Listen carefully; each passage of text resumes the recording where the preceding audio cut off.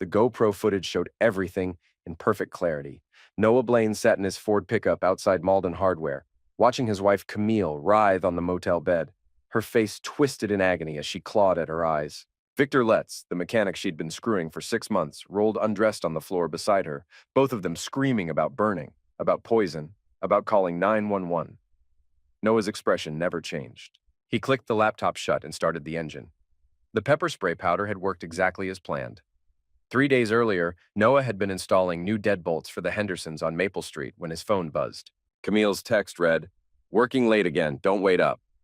It was the fourth time this week. She'd been pulling away for months now, cold shoulders in bed, sudden secrecy with her phone, weekend nursing conferences that never appeared on any hospital schedule. Noah had married Camille 17 years ago when she was fresh out of nursing school, and he was managing the hardware store's inventory. She'd loved his steady nature then, his reliable paycheck, the way he could fix anything that broke. Now she looked at him like he was something that needed replacing. He'd suspected for weeks. The confirmation came when he found her laptop open Tuesday morning, Gmail still logged in. The email chain with V stretched back 4 months. Hotel reservations, photos, messages that made Noah's stomach turn. "Can't wait to feel you inside me again. Tell your boring husband you're working overtime. This weekend at the Riverside Inn, room 237. Noah had memorized every word. That afternoon, he'd driven to Radio Shack in Cambridge and bought the smallest camera he could find. The sales kid, maybe 19 with green hair, had explained how the wireless streaming worked. "Pretty cool spy setup, dude. Watching your teenage daughter or something?" "Something like that," Noah had replied. The pepper spray came from his own store, industrial-grade capsaicin powder, the kind they sold to restaurant suppliers for making hot sauce. He'd mixed it with talcum powder until the ratio seemed right, then sealed it in a small plastic baggie. Friday evening, Camille packed her overnight bag for another conference. Noah watched from the kitchen doorway as she folded her black lingerie, the set he'd bought her for Christmas that she'd never worn for him. "Drive safe," he said when she kissed his cheek goodbye. "I will. Love you." The lie came so easily. After her Civic pulled out of the driveway, Noah called his son Jonah downstairs. The 15-year-old looked like a younger, darker-haired version of Noah with the same serious brown eyes. "Mom's working this weekend," Noah said. "Want to order pizza and watch that new action movie?" "Sure, Dad." Jonah paused. "Everything okay? You seem different lately." Noah forced a smile. "Just tired from work. Go ahead and pick the movie." While Jonah scrolled through Netflix, Noah slipped into the master bedroom. Camille's dresser drawer sat slightly open. He found what he was looking for in the back corner, wrapped in a silk bag, the vibrator she'd bought online 3 months ago. Noah had seen the Amazon charge on their joint credit card. His hands moved with the same precision he used for mixing paint at the store. He unscrewed the battery compartment, dusted the interior with his pepper powder mixture, and reassembled everything. Then he tucked the device back into Camille's weekend bag, already packed and waiting by the front door. The GoPro took longer to position. The Riverside Inn was a rundown place off I-93, the kind of motel that rented rooms by the hour and didn't ask questions. Noah had driven there Thursday night to scout the location. Room 237 was on the second floor, facing the parking lot. The air conditioning unit was old and loose, with a gap just wide enough for the camera's lens. Noah waited until the desk clerk stepped away to smoke, then climbed the exterior stairs like he belonged there. The camera fit perfectly behind the vent grate, nearly invisible unless you knew where to look. The wireless connection showed 5 bars of signal strength. Now, watching the chaos unfold on his laptop screen, Noah felt nothing but cold satisfaction. Camille and Victor had discovered the burning powder 20 minutes into their session. Both were rubbing their eyes, their faces bright red and swollen. Victor kept shouting about being poisoned, about calling the police. "It's everywhere," Camille screamed, stumbling toward the bathroom. "God, it burns. Call 911-inch." The emergency responders arrived 12 minutes later. Noah counted 4 EMTs, 2 police cars, and a fire truck. Through the camera's audio, he could hear Camille trying to explain what happened, her voice hoarse and panicked. "I don't know. I was just..." And then everything started burning. Officer Martinez, according to his name badge, took notes while the EMTs flushed their eyes with saline. "Ma'am, can you think of anyone who might want to hurt you? Any enemies? Angry patients from the hospital?" "No," Camille's voice cracked. "Nobody would do this. It has to be some kind of accident." Victor said less, mainly because his throat was too swollen to speak clearly. Noah watched him gesture wildly at the EMTs, pointing at his lap and making faces that would have been comical under different circumstances.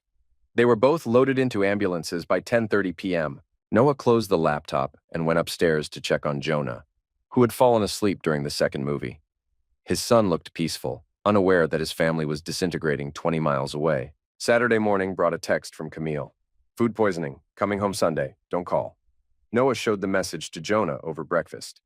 Your mom's sick. We'll pick her up some soup and crackers for when she gets back.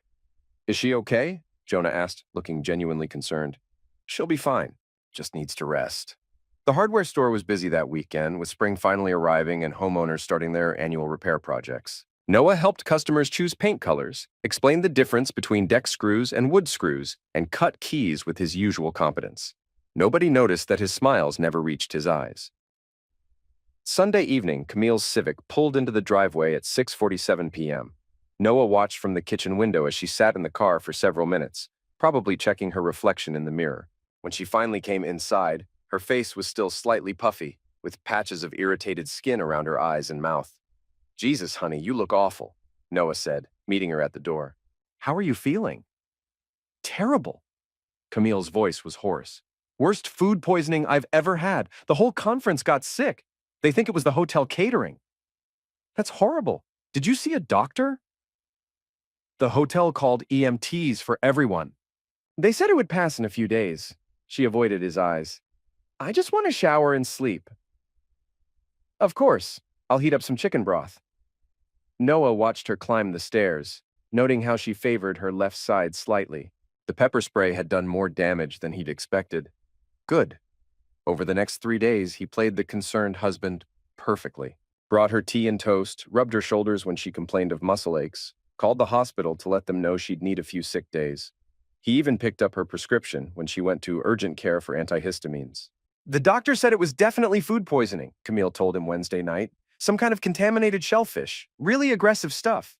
I'm just glad you're okay, Noah replied, stroking her hair. I was so worried. That night, while Camille slept beside him, Noah transferred the motel footage to his laptop and began editing. He cut out the initial setup, focusing on the moment when the burning started.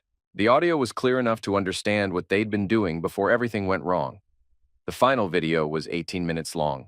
Noah saved 3 copies, one on his laptop, one on a flash drive, and one uploaded to a secure cloud account he'd created under a fake name. Thursday morning, he Googled Victor Letts Auto Repair and found Eastside Motors on Washington Street. The shop's website featured photos of Victor working on engines, looking confident and professional. Noah studied the man who'd been screwing his wife. Tall, muscular from years of physical work with graying hair and calloused hands. Handsome in a rough way that Noah supposed some women found attractive. Victor was married too. His wife Hannah appeared in several photos on the shop's Facebook page, a striking woman with auburn hair and intelligent eyes. Noah wondered if she knew about her husband's extracurricular activities. Friday evening, Noah created an anonymous email account and sent Hannah Letts a simple message. Your husband is cheating on you. Video proof attached. I'm sorry. He included a shortened version of the motel footage, edited to show Victor's face clearly, but cutting out the pepper spray aftermath. Just Victor and Camille together, intimate and obvious. The email sent at 11:47 p.m. Saturday morning, Noah's phone rang while he was restocking the store's nail bins. Blaine Hardware, this is Noah. You fool! The voice was female, harsh with tears. You sick, twisted fool! I'm sorry, who is this?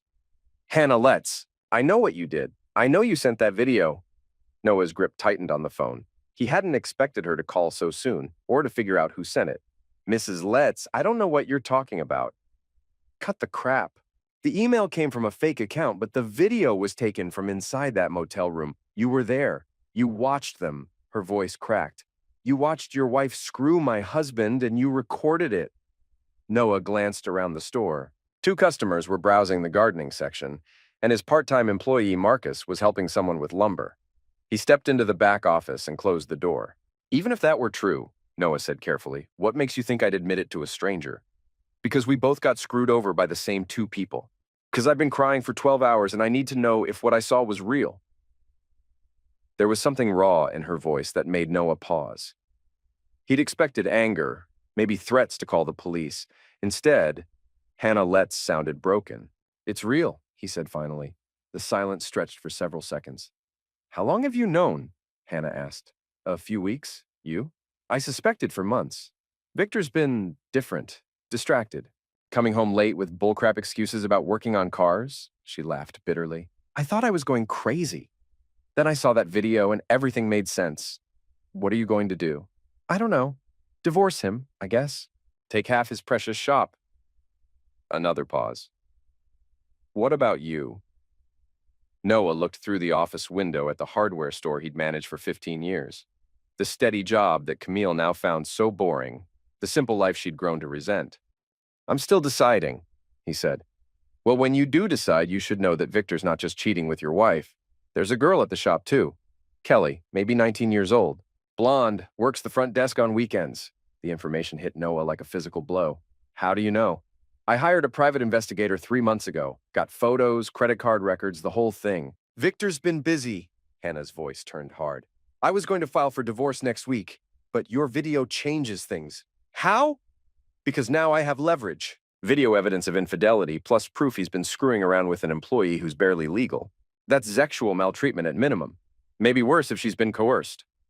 Noah felt something shift inside him, like a gear clicking into a new position. "You want to hurt them." "I want to destroy them," Hannah said without hesitation. "Victor thinks he's so clever, so untouchable. Your wife thinks she can just waltz into my marriage and take what she wants. They both need to learn that actions have consequences." "What did you have in mind?" "Meet me somewhere. Tonight. We need to talk face to face." They agreed on a diner in Medford, halfway between their homes. Noah told Camille he was meeting an old army buddy for dinner. She barely looked up from her phone when he left. The Sunrise Diner was nearly empty at 8 p.m. on a Saturday. Noah spotted Hannah immediately.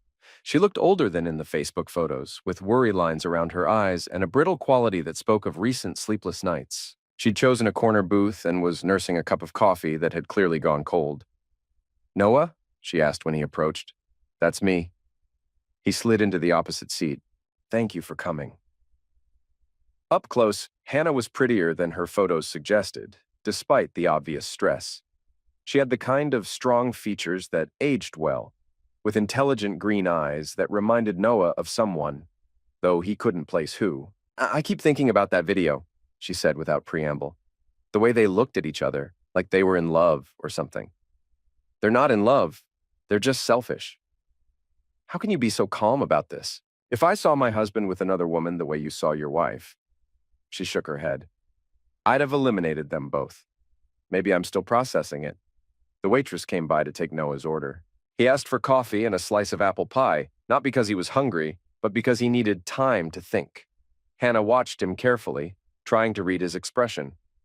"You're not what I expected," she said finally. "What did you expect?"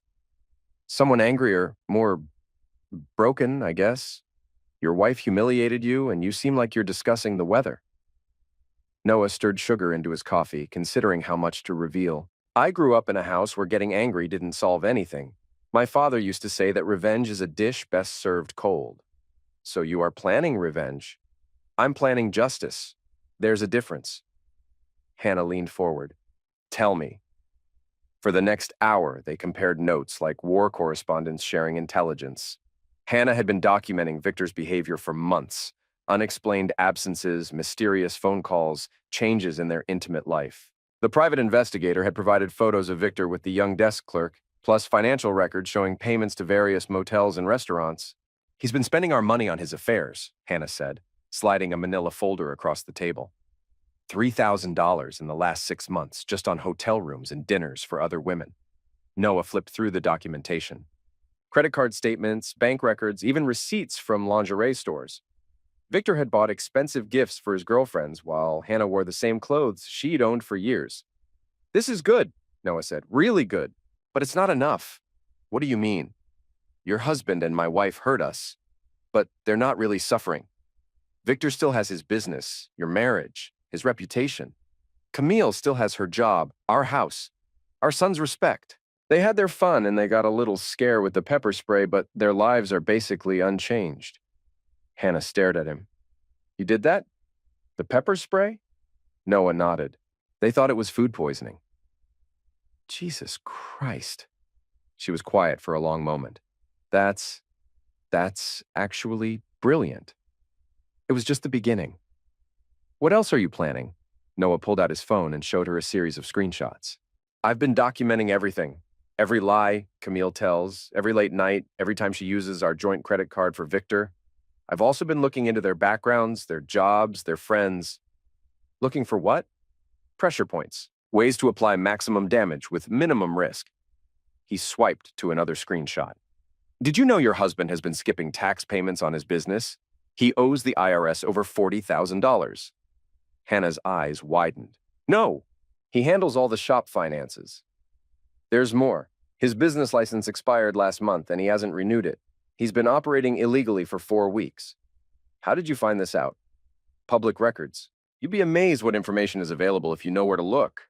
Noah put his phone away. The question is, what do we do with it? They talked until the diner started closing down around them.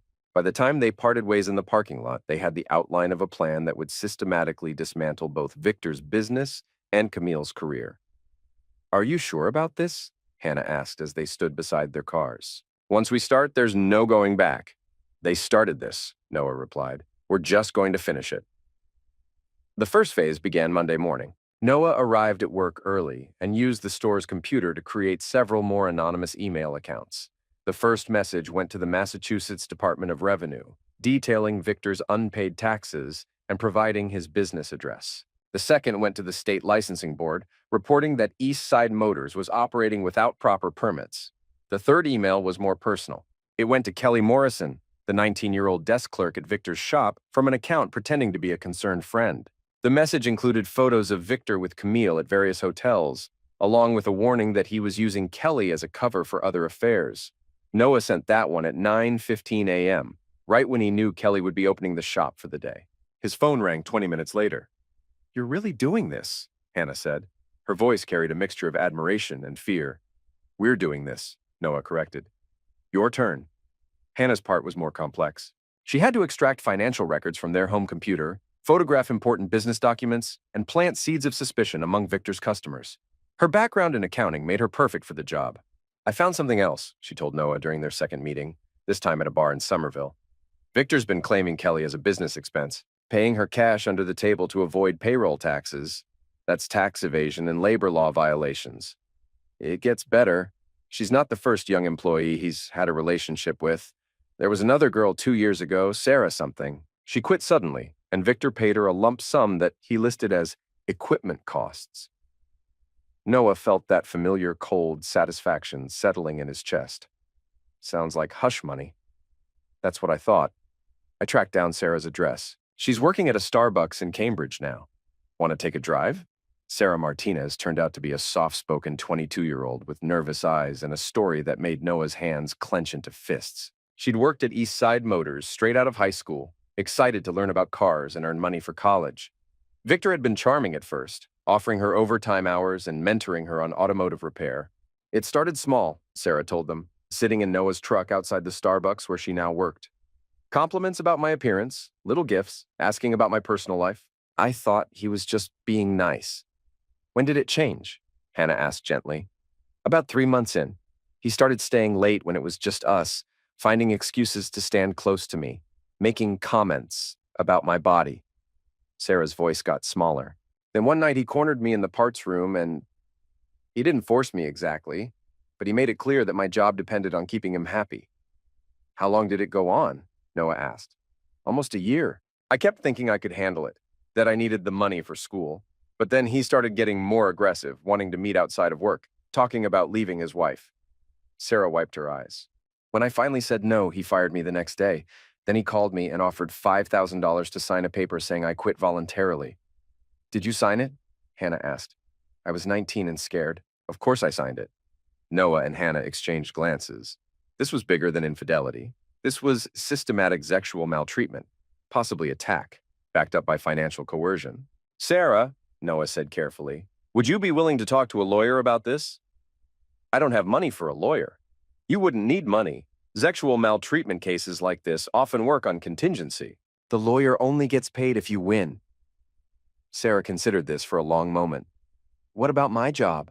I can't afford to lose another job because of Victor Letts. Your current boss doesn't need to know anything until you're ready, Hannah said. And if a lawyer takes your case, they'll protect you from retaliation. It took another hour of gentle persuasion, but Sarah eventually agreed to meet with an employment attorney. Noah knew a good one from his Army days. Jake Henderson had helped several fellow veterans with disability claims and had a reputation for taking on powerful people.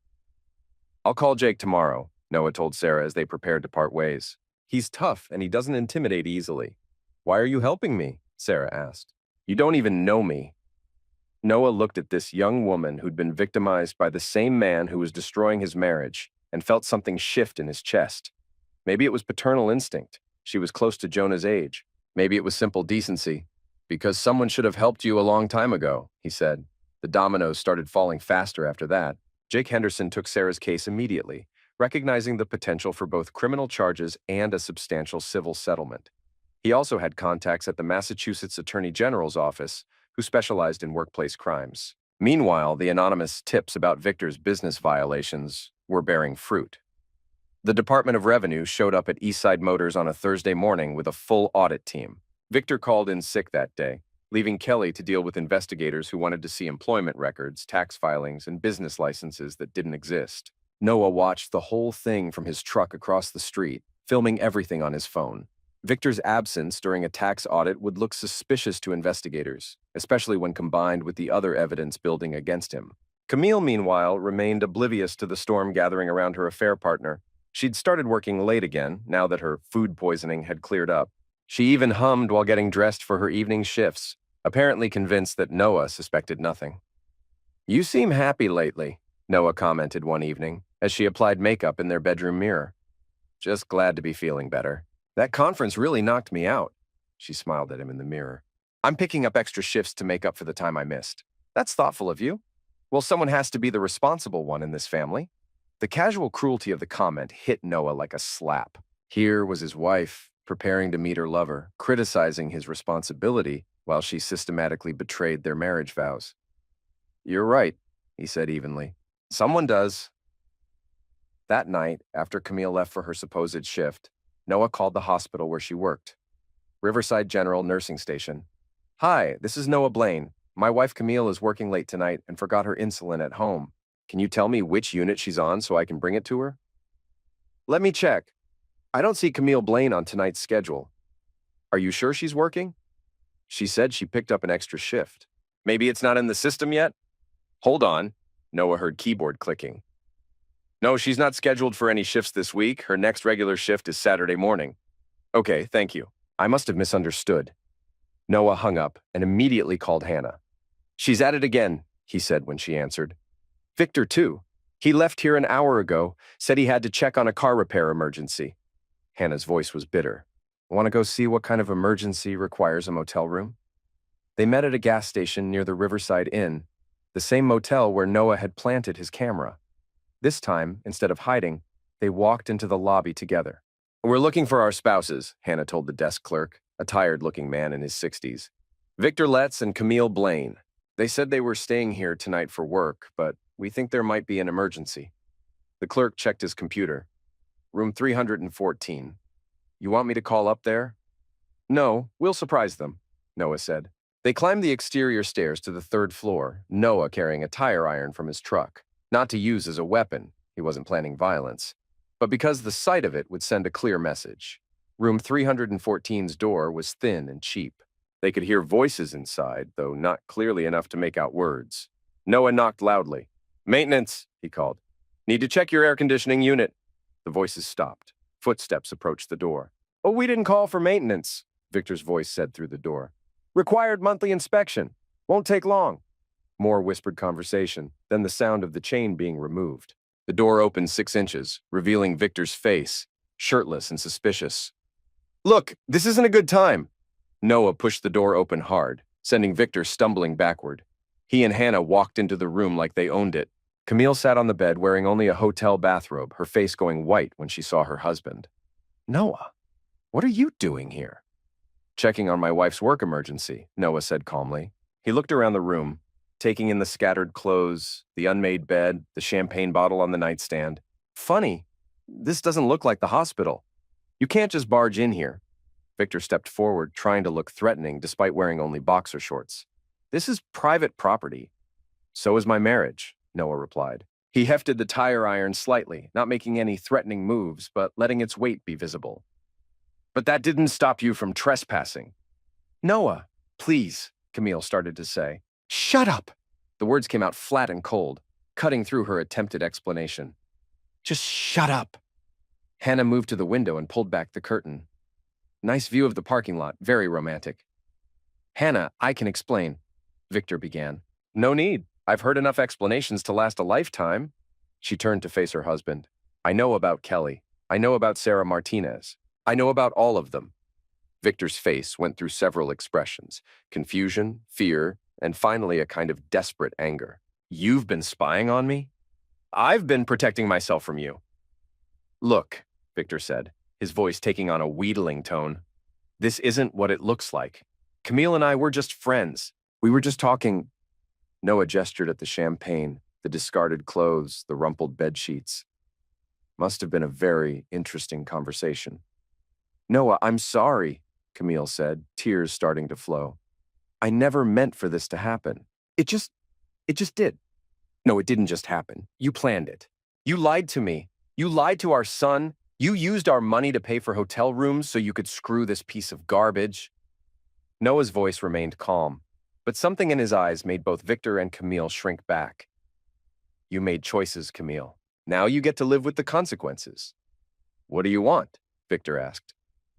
Money? I can pay you to keep quiet about this. Noah almost smiled. You think this is about money? Everything's about money. No, Victor. This is about respect. This is about you thinking you could take something that belonged to me and face no consequences. Noah stepped closer, close enough that Victor could smell his aftershave. This is about you being wrong. Noah, please, Camille said again.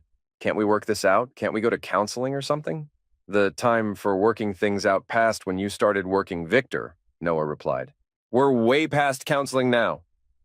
Hannah had been quiet during this exchange, but now she spoke up. Victor, I want you out of our house by tomorrow night. Take your clothes and your tools and whatever else you need, but everything else stays. You can't kick me out of my own house. Actually, I can. The house is in my name. I inherited it from my father, remember? You never bothered to get your name added to the deed. Hannah smiled coldly. That was careless of you. The business that's being audited by the IRS, the one operating without a license, the one where you've been sexually maltreating employees? Hannah shook her head. I don't think that business is going to exist much longer. Victor looked between his wife and Noah, finally understanding that this wasn't a spontaneous confrontation. You two planned this? We've been comparing notes, Noah confirmed. Amazing what you can learn when you start asking the right questions. Sarah Martinez sends her regards, by the way, Hannah added. She's very excited to tell her story in court. The fight went out of Victor all at once. He sat heavily on the bed, his shoulders slumping. How long have you known? Long enough, Noah said. Long enough to document everything. They left Victor and Camille in the motel room, two middle-aged adulterers contemplating the wreckage of their lives. Noah felt strangely peaceful as he and Hannah walked to their cars. That was satisfying, Hannah said. That was just the appetizer, Noah replied. The main course is still coming. Over the next 2 weeks, the carefully constructed lives of Victor Letts and Camille Blaine crumbled like houses built on sand. Victor's business collapsed first. The IRS audit revealed years of tax evasion, unlicensed operation, and fraudulent business expenses. When the authorities discovered his pattern of sexually maltreating young employees, criminal charges followed.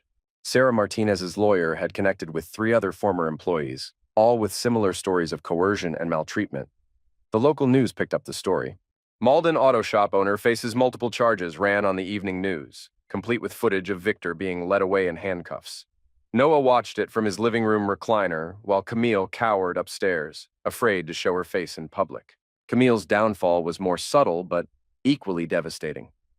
Noah had spent weeks documenting her lies, her absences, her use of their joint accounts to fund her affair.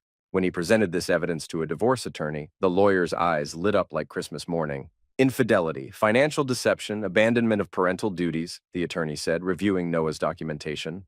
Massachusetts may be a no-fault divorce state, but this level of misconduct affects asset division and custody arrangements. What does that mean? It means you're going to get almost everything, and she's going to get what she deserves. The divorce papers were served at the hospital where Camille worked, in front of her colleagues and supervisors. Noah had timed it perfectly, right at shift change when the maximum number of people would witness her humiliation. Camille came home that evening in tears, clutching the legal documents like they were a capital punishment. "Noah, please," she begged, finding him in the garage where he'd been working on his old Chevelle. "We can fix this. We can go to therapy, start over, whatever you want." Noah didn't look up from the engine he was rebuilding. "What I want is for you to move out by Friday. This is my house too. Read the paperwork. I'm claiming the house as part of my settlement, along with compensation for the money you stole from our joint accounts." He finally looked at her, and she stepped back from the coldness in his eyes. "You can stay with your sister. I'm sure she has room in her basement. What about Jonah? He's my son." Jonah is 15 years old. According to Massachusetts law, he gets a say in custody arrangements. Want to guess who he chooses to live with? The parent who's been lying to him for months? Or the one who's been taking care of him while you were screwing around? Camille tried tears, then anger, then desperate bargaining. None of it moved Noah. He'd already made his decision and put the wheels in motion. The only question now was how much damage she would do to herself trying to fight the inevitable. The answer came 3 days later at Jonah's school. Noah was at work when his phone rang. The caller ID showed Malden High School. "Mr. Blaine, this is Principal Walsh. I'm afraid there's been an incident involving your wife and your son." "What kind of incident?" "Mrs. Blaine came to the school this morning, apparently intoxicated, demanding to see Jonah. When we explained that she needed to go through proper channels, she became verbally abusive and had to be escorted off the property by security." Noah closed his eyes. "Is Jonah okay?" "He's fine, but he's quite upset. The entire confrontation happened in front of his classmates." Principal Walsh paused. "Mr. Blaine, I have to ask, is there anything going on at home that we should know about?" "My wife and I are getting divorced. She's not handling it well." "I see. Well, Jonah is in the counselor's office right now. You might want to come pick him up." Noah found his son sitting in the guidance counselor's office, staring at his hands. Jonah looked up when his father entered, and Noah saw something in his eyes that made his chest tight, a kind of adult sadness that no 15-year-old should have to carry.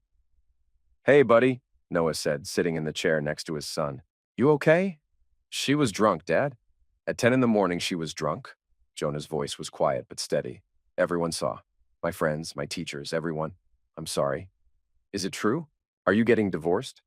Noah had planned to break this news more gently, maybe over dinner at home. But Camille had taken that choice away from him, just like she'd taken so many other choices. "Yeah, we are." "Because of what she did? The cheating?" Noah studied his son's face. "You knew?" "I'm not stupid, Dad. She's been acting weird for months. Always on her phone, always going out, always lying about where she'd been." Jonah met his father's eyes. "I just didn't know what to do about it." "It's not your job to do anything about it. That's between your mother and me." "But now, everyone at school knows our family is messed up." "Our family isn't messed up. Your mother made some bad choices, but that doesn't reflect on you or me." They sat in silence for a moment. Then Jonah asked the question Noah had been dreading. "Where am I going to live?" "Where do you want to live?" "With you." "Is that okay?" Relief flooded through Noah's chest. "More than okay." They drove home together, Jonah quiet but not withdrawn. When they pulled into the driveway, Camille's Civic was gone.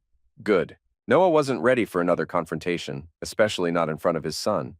Inside, the house felt different, lighter somehow, as if Camille's presence had been a weight Noah hadn't realized he was carrying. He made grilled cheese sandwiches for lunch while Jonah sat at the kitchen counter doing homework. "Dad?" Jonah said without looking up from his math problems. "Yeah? I'm glad you're fighting back." Noah paused, spatula halfway to flipping a sandwich. "What do you mean?" "I mean, I'm glad you're not just taking it. What she did to you, to us. Some dads would just roll over and let it happen.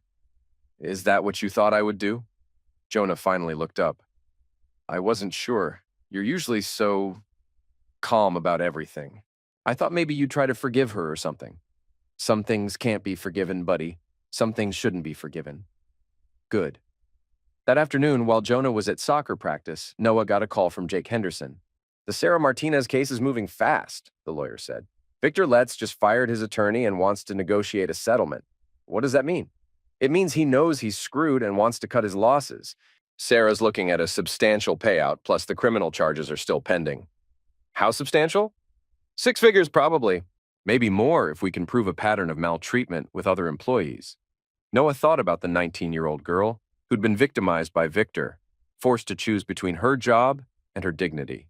The settlement wouldn't undo what happened to her, but it might help her move forward. What about the business? Finished. The IRS is seizing assets to cover back taxes, and the state pulled his licenses permanently. Eastside Motors is done. After hanging up, Noah drove to the auto shop that had been Victor's life's work. The parking lot was empty, except for a few abandoned cars, their hoods up like mechanical corpses. A large sign on the front door read, "Closed by order of Massachusetts Department of Revenue." Noah sat in his truck for several minutes, looking at the dead business and feeling nothing but cold satisfaction. Victor had built his entire identity around being a successful mechanic, a guy who could fix anything. Now he couldn't even fix his own life. That evening, Camille came home to collect more of her belongings. She moved through the house like a ghost, packing clothes and personal items into cardboard boxes. Noah watched from the kitchen doorway as she took pictures from their bedroom dresser.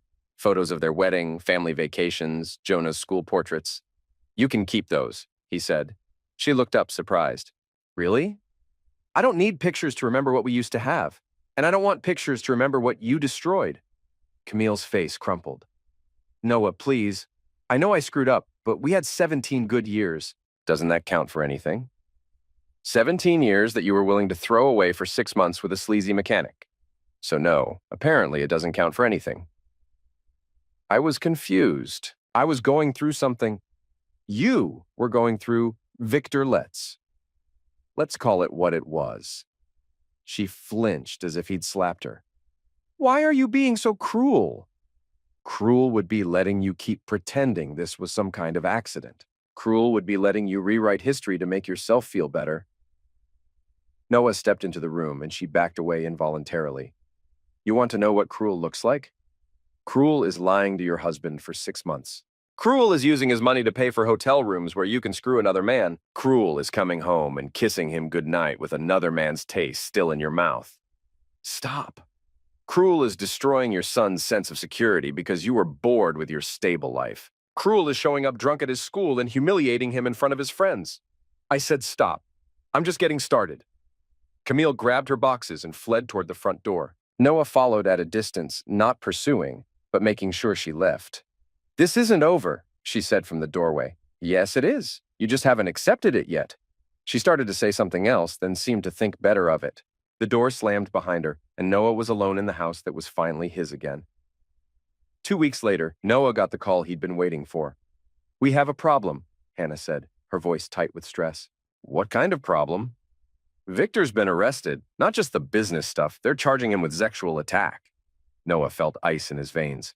"Sarah?" "And 2 other girls. Apparently, once the story went public, more sufferers came forward." Hannah's voice was shaking. "Noah, they want to question me about what I knew and when I knew it." This was the moment Noah had been dreading. Their campaign against Victor had been carefully planned, but they'd always known there was a risk of blowback. If prosecutors thought Hannah had helped cover up criminal behavior, she could face charges herself. "What did you tell them?" "The truth. That I suspected Victor was cheating but didn't know about the attack allegations until recently." "That is the truth." "I know, but what if they don't believe me? What if they think I was part of some conspiracy to destroy evidence or intimidate witnesses?" Noah understood her fear. They had conspired, not to cover up Victor's crimes, but to expose them. The distinction might be lost on prosecutors looking for someone to blame. "Did you mention our meetings? The planning we did?" "Not yet. They're bringing me back for more questions tomorrow." Noah made a decision that surprised him with its clarity. "Tell them everything." "What?" "Tell them about the private investigator, the financial records, the meetings we had. Tell them we were gathering evidence of infidelity for divorce proceedings and discovered criminal behavior in the process." "Noah, that could implicate you too." "Let it. I'm not ashamed of what we did. We helped 3 young women get justice against a carnivore. If the system wants to punish us for that, let them try." The investigation took another month, but in the end, prosecutors concluded that Noah and Hannah had acted within the law. Their evidence gathering was aggressive, but not illegal, and their cooperation with Sarah Martinez's lawyer had actually helped the criminal case against Victor. Victor himself was sentenced to 4 years in prison for sexual attack, and another 2 for tax evasion. His conviction made the front page of the Malden Observer, complete with a photo of him in handcuffs being led into the courthouse. Camille's fall was less dramatic, but equally complete. The divorce settlement gave Noah the house, most of their joint assets, and primary custody of Jonah. Camille was left with her car, her personal belongings, and a court order to seek treatment for booze misuse. She moved in with her sister in Quincy, taking a part-time nursing job at a rehabilitation center. The hospital where she'd worked for 12 years had quietly encouraged her to resign after the public nature of her divorce made her a liability. 6 months after the motel confrontation, Noah stood in his garage putting the finishing touches on his restored 1969 Chevelle. The car gleamed under the fluorescent lights, its engine purring with the smooth power of a machine built right the first time.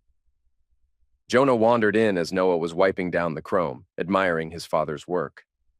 "She's beautiful, Dad." "Thanks. Want to take her for a drive?"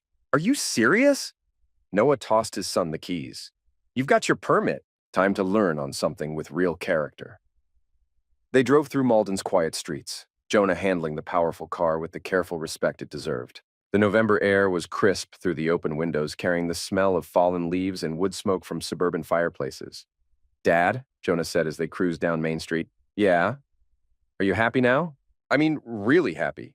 Noah considered the question seriously. He'd spent 8 months systematically destroying 2 people who had betrayed him. He'd watched his marriage die, seen his wife's life crumble, witnessed the complete collapse of his former friend Victor's existence. Was he happy? "I'm satisfied," he said finally. "There's a difference." "What's the difference?" "Happy is what you feel when good things happen to you. Satisfied is what you feel when justice happens to people who deserve it." They drove in comfortable silence for a while, father and son sharing a moment of peace in a world that had recently been turned upside down. As they headed home, Noah thought about the choices that had led them here. Camille had chosen to betray their marriage for momentary pleasure. Victor had chosen to misuse his power and hurt vulnerable women. They had both chosen to believe that their actions would have no consequences. Noah had chosen differently. He had chosen patience over anger, planning over impulse, justice over forgiveness. And now he was driving through his hometown in a restored muscle car with his son beside him, while his enemies served time in prison or lived in their sister's basement, broken and forgotten. Some might call it revenge. Noah preferred to think of it as education, a lesson in cause and effect, delivered with the precision of a man who understood that some debts can only be paid in full. 3 weeks later, Noah was locking up the hardware store after a busy Saturday when he saw a familiar figure across the street. Camille stood beside a beat-up Honda Civic, watching him through the storefront window. She looked older, thinner, with the gray complexion of someone who'd been drinking too much and sleeping too little. He pretended not to see her and walked to his truck. But as he pulled out of the parking space, she stepped into the street, forcing him to stop. "Noah!" Her voice was hoarse, desperate. "Please, just 5 minutes." Against his better judgment, he rolled down the window. "What do you want, Camille?" "I want to explain. I want to apologize. I want—" She struggled for words. "I want my life back." "Your life back? You threw your life away. I just cleaned up the mess."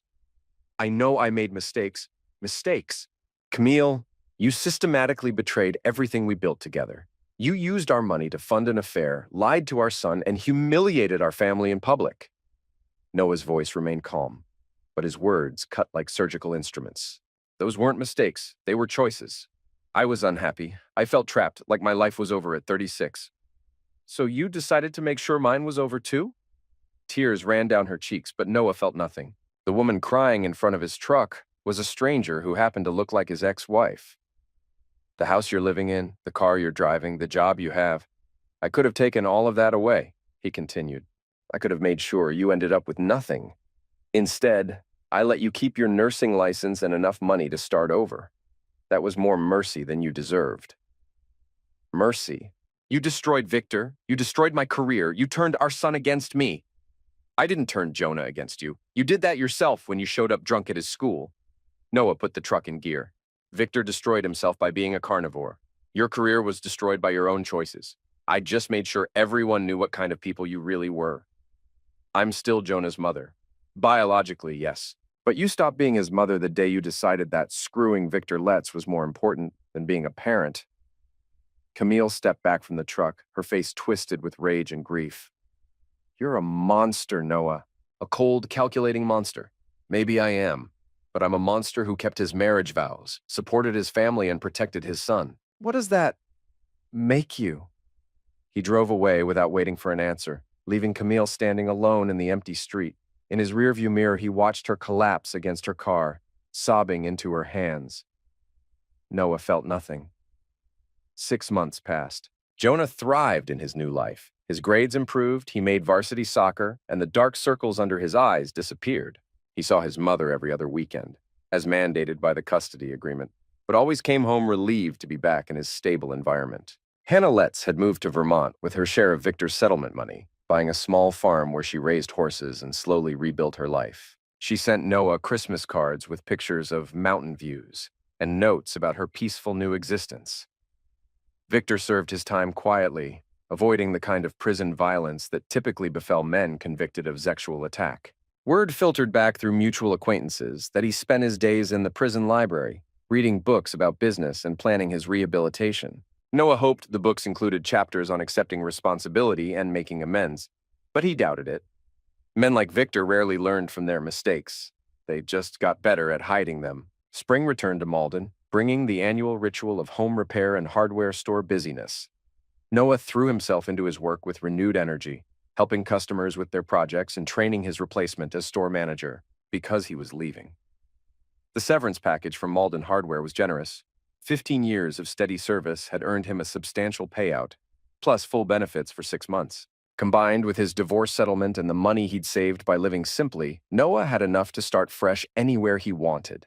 He'd chosen Montana, big sky country, where a man could disappear into the landscape and rebuild himself from scratch. He'd already put a deposit on a small ranch outside Bozeman, complete with a workshop where he could restore cars and maybe start a small business.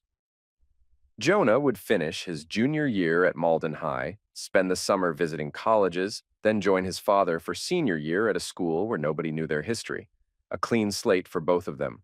The plan was perfect except for one detail that nagged at Noah's conscience.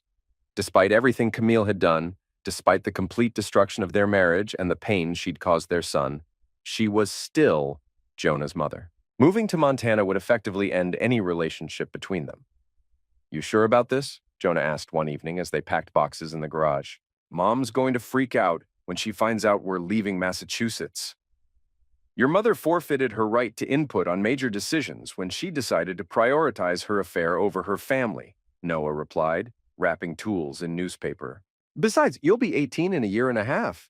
You can have whatever relationship you want with her then. What if she tries to stop us legally? She can try, but the custody agreement allows me to relocate for employment purposes, and I've already got a job lined up at a ranch supply store in Bozeman. You really thought of everything, didn't you? Noah looked at his son, tall now, broader in the shoulders, with a man's voice and a mature way of carrying himself. Jonah had aged years in the past 12 months, forced to grow up fast by circumstances beyond his control. I tried to think of everything. Your mother caught me off guard once. I won't let that happen again. The night before they left Massachusetts, Noah drove to the lighthouse where he and Camille had gotten engaged 18 years earlier. It was a cold April evening with fog rolling in from the Atlantic and obscuring the horizon. He sat on the rocks where he'd once promised to love and honor a woman who would eventually betray every vow they'd made to each other. The lighthouse beam swept across the water in steady intervals, offering guidance to ships that might lose their way in the darkness. Noah thought about the man he'd been when he proposed to Camille. Younger, more trusting, believing that love and commitment were enough to build a life on. That man had been naive but not wrong. Love and commitment were enough when both people honored them. His phone buzzed with a text message. Unknown number, but he recognized the area code. Massachusetts. I know you're leaving. I know I can't stop you. Just tell Jonah I love him. Noah stared at the message for a long time, then deleted it without responding. Some bridges were meant to be burned completely. The next morning, he and Jonah loaded the last of their belongings into a U-Haul trailer hitched behind the Chevelle. Their new life waited 2,500 miles away. in a place where nobody knew about affairs or revenge or the systematic destruction of two people who had forgotten that actions have consequences. As they pulled out of the driveway for the last time, Noah glanced in his rearview mirror at the house where he'd lived for 17 years. No nostalgia, no regret, no second thoughts, just the satisfaction of a man who had faced betrayal and emerged victorious. "You ready for this, Dad?" Jonah asked as they turned onto Route 93 West. "I've been ready for months."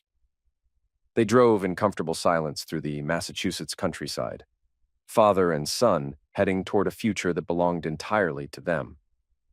Behind them, the wreckage of old lives smoldered in the morning sun. Ahead, the open road stretched toward mountains and sky and the kind of second chances that men like Noah Blaine had to take by force. In the passenger seat, Jonah dozed as the miles rolled by. Noah gripped the steering wheel and felt something he hadn't experienced in over a year. Peace. Not happiness. That might come later, when the wounds had fully healed and the anger had cooled to manageable levels. But peace was enough for now. Peace was the reward for men who fought their battles strategically, who planned their moves carefully, who understood that justice delayed was not justice denied. The Chevelle's engine purred with smooth power as they crossed the state line into New York.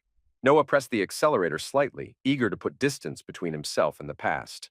In the rearview mirror, Massachusetts disappeared into memory, taking with it the ghosts of betrayal and the bitter satisfaction of revenge perfectly served. Somewhere behind them, Camille Blaine was waking up to discover that her son and ex-husband had vanished overnight, leaving no forwarding address and no way to contact them. She would call the police, hire lawyers, maybe even drive to Montana to search for them herself. Noah almost hoped she would. It would give him one more opportunity to demonstrate that some consequences are permanent, that some choices cannot be undone, and that some men are dangerous precisely because they look so harmless. The mountains rose ahead of them like promises of redemption. Noah Blaine drove toward them steadily, carrying his son toward a future built on the ashes of his enemy's ambitions. Behind them, the lighthouse beam continued its eternal sweep across empty waters, warning ships away from the rocks where careless navigators met their doom. The end.